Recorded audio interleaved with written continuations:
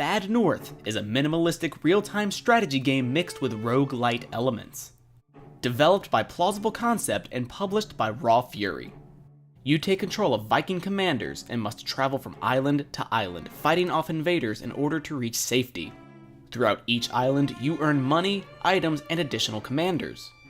The items you earn are things like bombs, warhammers, basically things that hurt the enemies, and more supportive items like the Warhorn and Ring of Command, which increases your squad size. For each house you protect on an island, you'll be rewarded with money that can be used on upgrades for your commanders. This means you can upgrade the effectiveness of your items, choose a class for each militia, and purchase and enhance class skills. The 3 classes to choose from are archers, which shoot enemies from a distance, infantry, melee fighters with shields to block arrows, and pikes, the defensive unit that is great in one position but cannot fight while moving. You start off with 2 commanders, but can have a maximum of 4 commanders per mission. You can collect more commanders that you can swap out in between battles. Having a commander fight is the only way to properly earn them money and their enhancements. No XP share for your soldiers on the sidelines. And you are going to want to get extra commanders, because if one of your commanders dies, they are gone forever. That's right, we got that good old permadeath. That being said, you can always save scum, you filthy cheater, meaning you can reset the game and start the mission over. Each time you start a campaign, you'll have a randomly generated map of islands with names that I'd hate to see on a spelling test. Each island has its own specific wave of enemies that also change with each playthrough. This keeps the game's replayability high as you can always find new challenges. And speaking of challenge, this game is difficult. Seriously, don't go in expecting to win every single game. It's going to take some time to figure out which units best combat which enemies. During each siege, you are able to slow down time in order to move your armies around the island. If they get injured, you can let them take shelter inside a house for a period of time, and if things start to really look dire, you can flee the island on any available boats. I really like the mood it sets up. This game forces you to watch your failure to defend the island as each house is torched to the ground as you sail away defeated and... Hey! That guy just shot me! Even when retreating, you still have to be tactical. It's a frustrating game, but in a good way.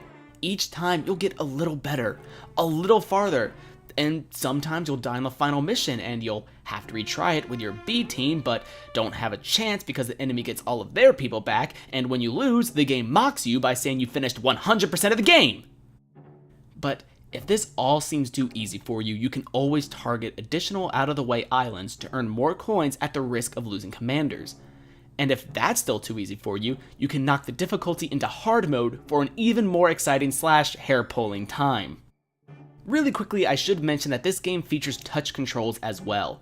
You are able to quickly organize your soldiers with the tip of your fingers, which can be helpful in those later stages. Also, I really enjoy the opening music. It gives that foreboding feeling that something terrible is on the horizon.